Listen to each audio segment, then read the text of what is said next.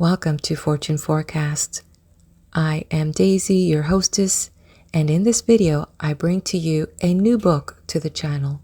It is titled Thoughts Are Things by Prentice Mulford. It is in the public domain. Before we get started, I am going to share a background on this author. Prentice Mulford was an American journalist and philosopher and popular independent New Thought writer and mystic. He was born on April 5, 1834 in Long Island and followed a rambling life. He served as a seaman, a ship's cook, and whalerman before becoming a gold prospector. And after leaving the mining life, Mulford ran for a position on the California State Assembly in Sacramento. He was nominated but ultimately lost that election. From 1863 to 1866, he wrote for a leading literary paper, The Democrat, and also the Dramatic Chronicle. He was also an editor for the Stockton Gazette, which was a Democratic journal. He retired to the wilderness of New Jersey, where he began writing a series of philosophical and occult essays. These covered a wide range of topics: metaphysical, mystical, practical topics involving science of thought, and the nature and application of individual powers. His book, titled Thoughts Are Things, is still popular today. On May 27, 1891, Mulford set out for a vacation cruise on his small boat, but that same evening he died while aboard during his sleep, while it was anchored off Long Island. Mulford was also instrumental in the founding of the New Thought movement along with other notable writers. And now let's head on to Thoughts Are Things. A quote by R.W. Emerson. Go, speed the stars of thought on to their shining goals. The sower scatters broad his seed, the wheat thou strewest to be souls. Chapter 1. The Material Mind versus the Spiritual Mind. There belongs to every human being a higher self and a lower self, a self or mind of the spirit which has been growing for ages, and a self of the body which is but a thing of yesterday. The higher self is full of prompting idea, suggestion, and aspiration. This it receives of the supreme power. All this the lower or animal self regard as wild and visionary. The higher self argues possibilities and power for us greater than man and woman now possess and enjoy. The lower self says we can only live and exist as men and women have lived and existed before us. The higher self craves freedom from the cumbrousness, the limitations, the pains and disabilities of the body. The lower self says that we are born to them, born to ill, born to suffer, and must suffer as have so many before us. The higher self wants a standard for right and wrong of its own. The lower self says we must accept a standard made for us by others, by general and long-held opinions, belief, and prejudice. To thine own self be true is an oft-uttered adage, but to which self, the higher or lower? You have, in a sense, two minds, the mind of the body and the mind of the spirit. Spirit is a force and a mystery. All we know or may ever know of it is that it exists and is ever working and producing all results in physical things seen of physical sense and many more not so seen. What is seen of any object, a tree, an animal, a stone, a man, is only a part of that tree, animal, stone, or man. There is a force which, for a time, binds such objects together in the form you see them. That force is always acting on them to greater or lesser degree. It builds up the flower to its fullest maturity.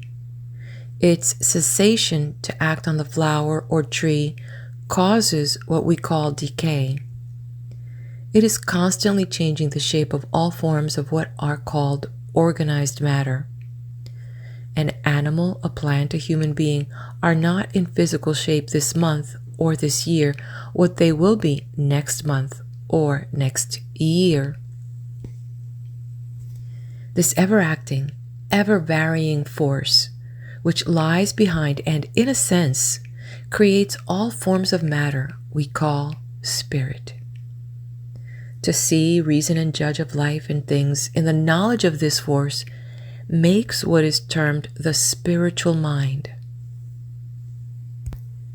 We have, through knowledge, the wonderful power of using or directing this force when we recognize it and know that it exists so as to bring us health, happiness, and eternal peace of mind. Composed as we are of this force, we are ever attracting more of it to us and making it a part of our being. With more of this force must come more and more knowledge. At first, in our physical existence, we allow it to work blindly. Then we are in the ignorance of that condition known as the material mind. But as mind, through its growth or increase of this power, becomes more and more awakened, it asks, why comes so much of pain, grief, and disappointment in the physical life? Why do we seem born to suffer and decay? That question is the first awakening cry of the spiritual mind, and an earnest question or demand for knowledge must in time be answered. The material mind is a part of yourself, which has been appropriated by the body and educated by the body. It is as if you taught a child that the wheels of a steamboat made the boat move, and said nothing of the steam, which gives the real power. Bred in such ignorance, the child, should the wheels stop moving, would look no farther for the cause of their stoppage than to try to find where to repair them.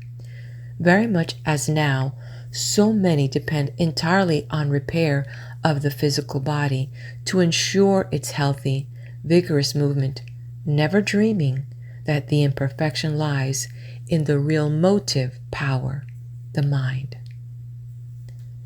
The mind of the body or material mind sees, thinks, and judges entirely from the material or physical standpoint. It sees in your own body all there is of you.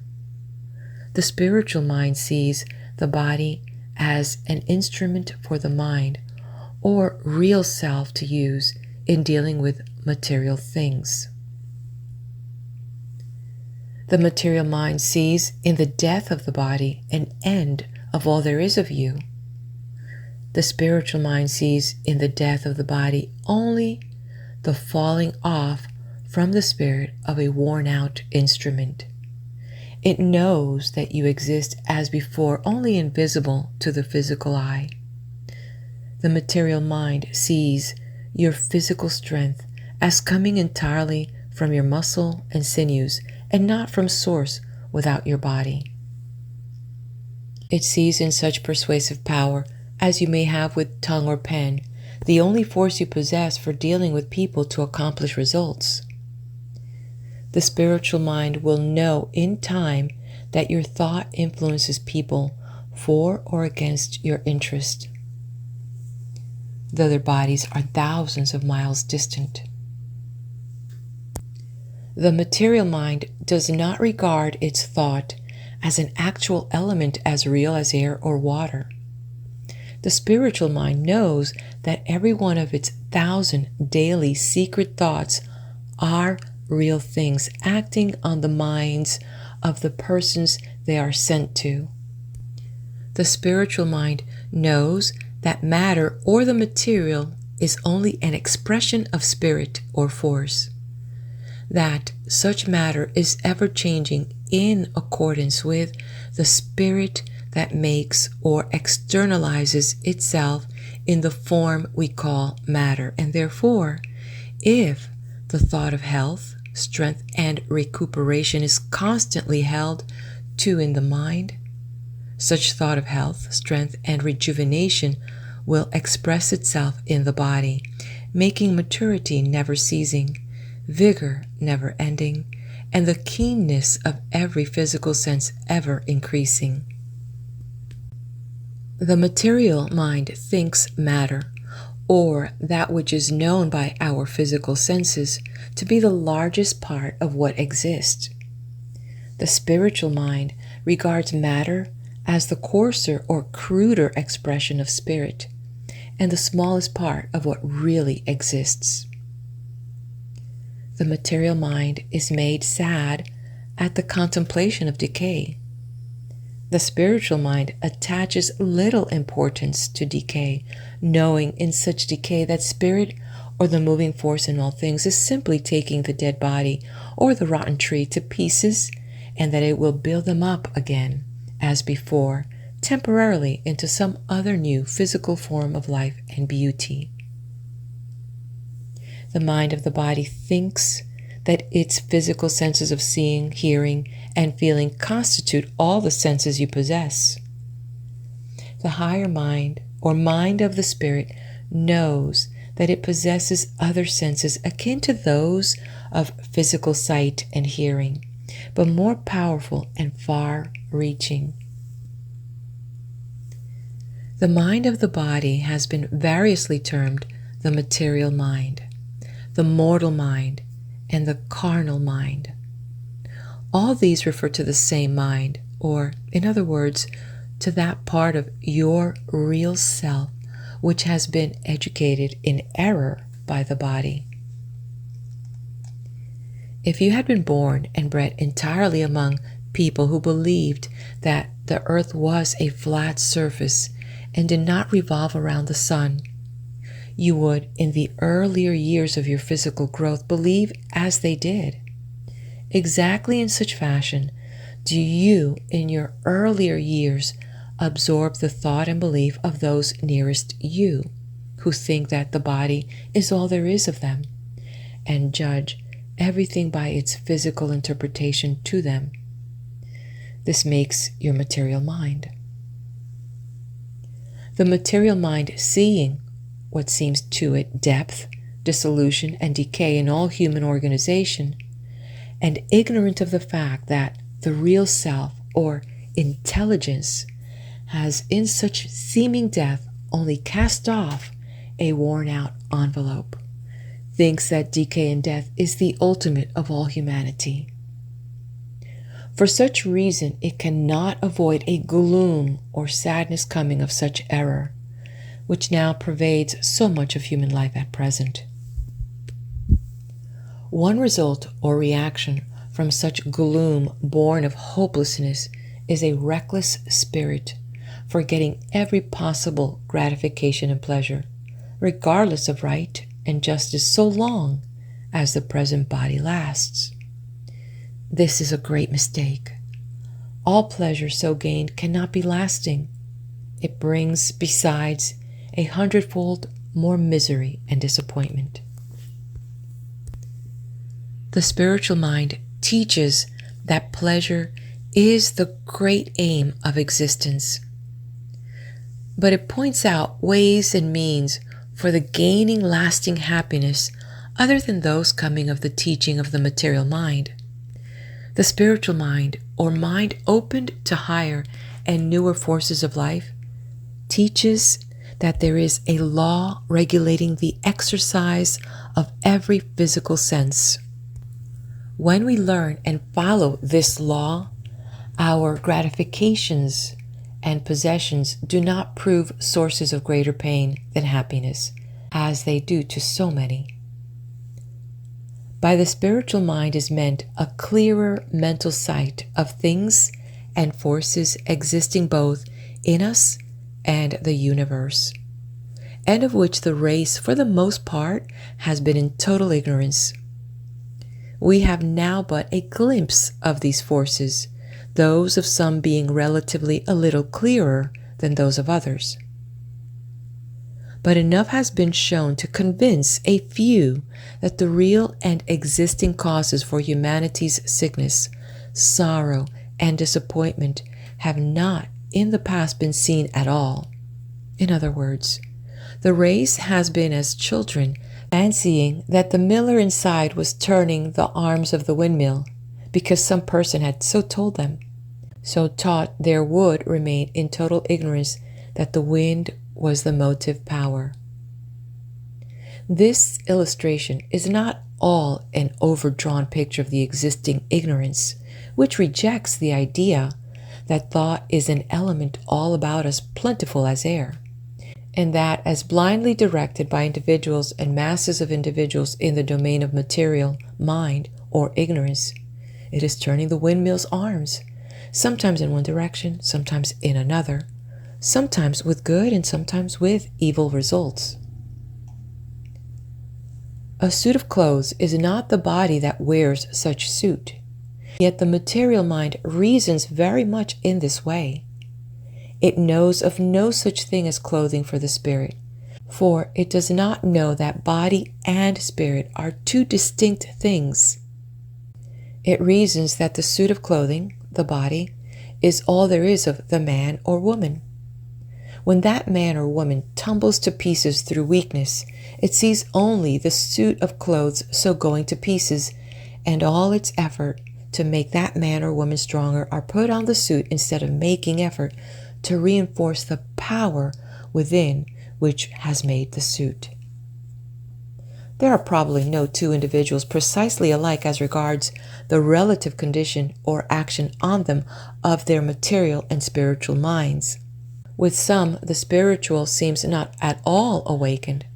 With others, it has begun to stretch and rub its eyes as a person does on physical awakening, when everything still appears vague and indistinct. Others are more fully awakened. They feel to greater or lesser extent that there are forces belonging to them before unthought of. It is with such that the struggle for mastery between the material and spiritual mind is likely to be most severe, and such struggle for a time is likely to be accompanied by physical disturbance, pain, or lack of ease. The material mind is, until won over and convinced of the truths, constantly received by the spiritual mind at war and in opposition to it.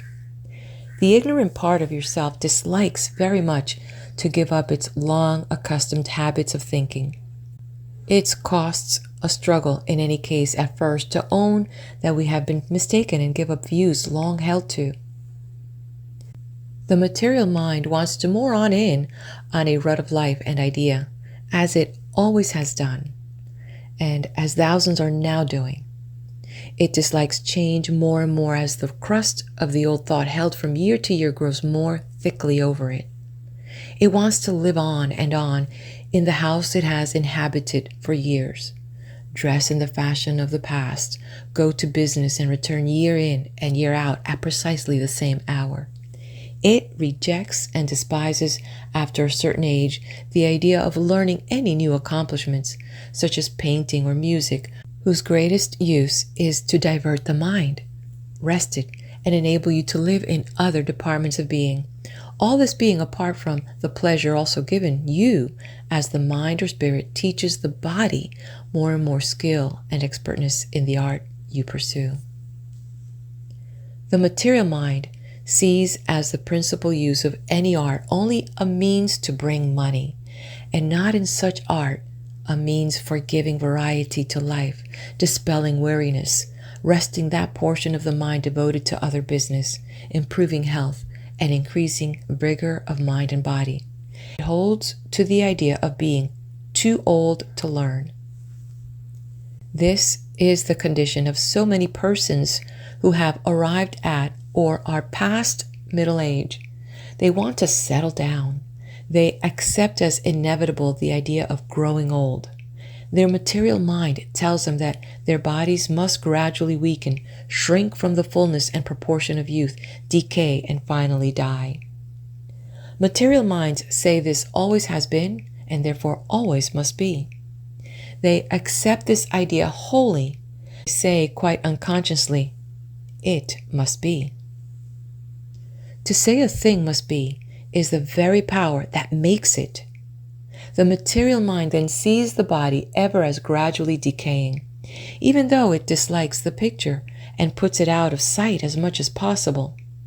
But the idea will recur from time to time as suggested by the death of their contemporaries, and as it does, they think must, and that state of mind indicated by the word must will inevitably bring material results in decay.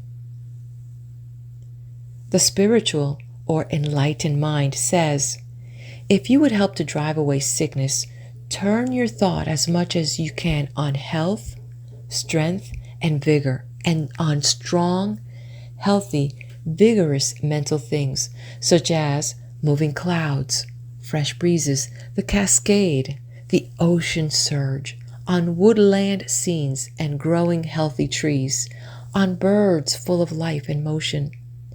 For in so doing, you turn on yourself a real current, or this healthy, life-giving thought is suggested and brought you by the thought of such vigorous, strong material objects. And above all, try to rely and trust that supreme power formed all these things and far more, and which is the endless and inexhaustible part of your higher self or spiritual mind. And as your faith increases in this power, so will your own power ever increase. Nonsense, says the ultra-material mind. If my body is sick, I must have nothing done to cure that body with things I can see and feel, and that is the only thing to be done. As for thinking, it makes no difference what I think, sick or well.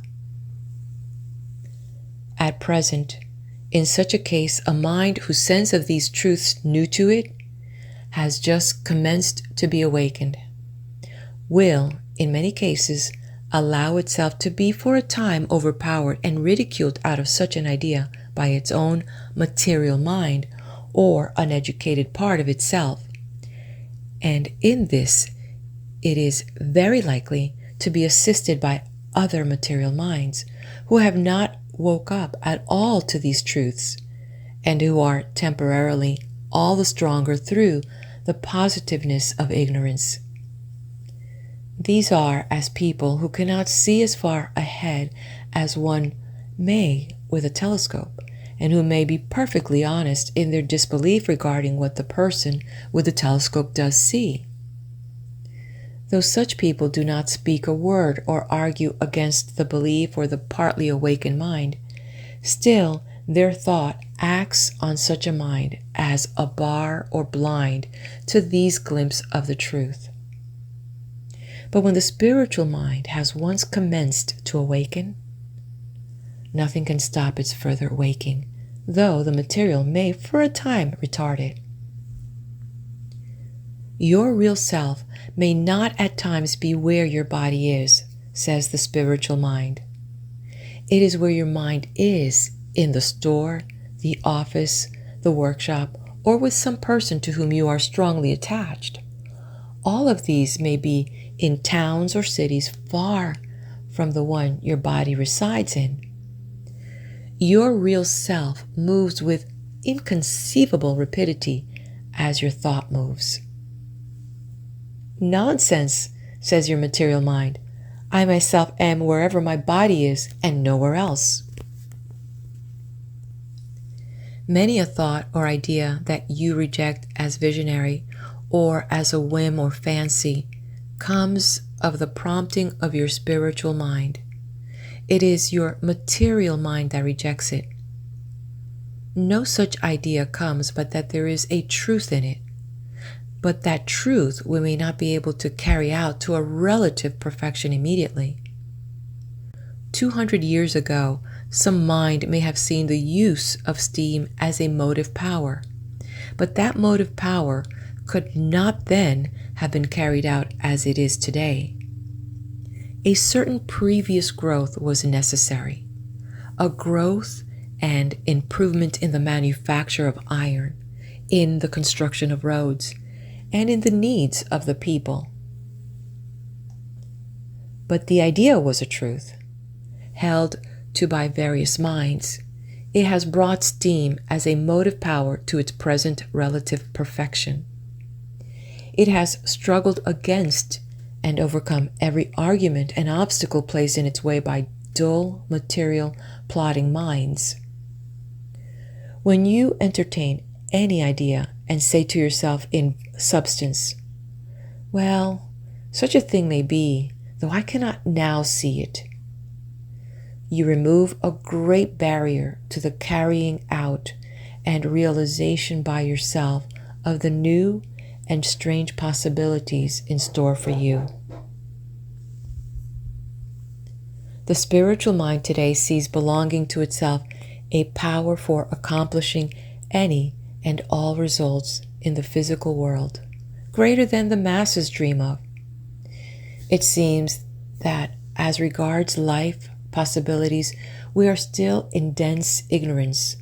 It sees, however, a few things, namely, perfect health, freedom from decay, weakness and death of the body, power of transit, travel, and observation independent of the body, and methods for obtaining all needful and desirable material things through the action and working of silent mind or thought, either singly or in cooperation with others.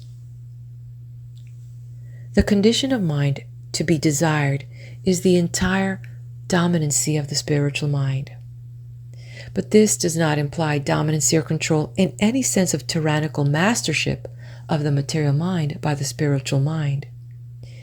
It does imply that the material mind will be swept away so far as its stubborn resistance and opposition to the promptings of the spiritual are concerned. It implies that the body will become the willing servant, or rather assistant of the spirit. It implies that the material mind will not endeavor to act itself up as the superior when it is only the inferior. It implies that state when the body will gladly lend its cooperation to all the desires of the spiritual mind. Then all power can be given your spirit. Then no force need be expended in resisting the hostility of the material mind. Then all such force will be useful to further our undertakings, to bring us material goods, to raise us higher and higher into realms of power, peace, and happiness, to accomplish what now would be called miracles. Neither the material mind nor the material body is to be won over and merged into the spiritual by any course of severe self-censure or self-denial, nor self-punishment in expiation for sins committed, nor asceticism. That will only make you the more harsh, severe, bigoted, and merciless, both to yourself and others. It is out of this perversion of the truth that have arisen such terms as crucifying the body and subjugating the lower or animal mind. It is from this perversion that have come orders and associations of men and women who, going to another extreme, seek holiness in self-denial and penance. Holiness implies wholeness, or whole action of the spirit on the body, or perfect control by your spirit over a body, through knowledge and faith in our capacity to draw ever more and more from the supreme power. When you get out of patience with yourself through the aggressiveness of the material mind, through your frequent slips and falls into your besetting sins, through periods of petulance or ill temper, or excess in any direction, you do no good, and only ill in calling or thinking for yourself hard names. You should not call yourself a vile sinner any more than you would call any other person a vile sinner. If you do, you put out in thought the vile sinner and make it temporarily a reality. If in your mental vision you teach yourself that you are utterly depraved and a vile sinner, you are unconsciously making that your ideal, and you will unconsciously grow up to it until the pain and evil coming of such unhealthy growth either makes you turn back or destroys your body. For out of this state of mind, which in the past has been much inculcated, comes harshness, bigotry, lack of charity for others, hard, stern, and gloomy and unhealthy views of life. And these mental conditions will surely bring physical disease. When the material mind is put away, or in other words, then we become convinced of the existence of these spiritual forces, both in ourselves and outside of ourselves, and when we learn to use them rightly, for we are now and always have been using them in some way, then, to use the words of Paul, faith is swallowed up in victory, and the sting and fear of death is removed.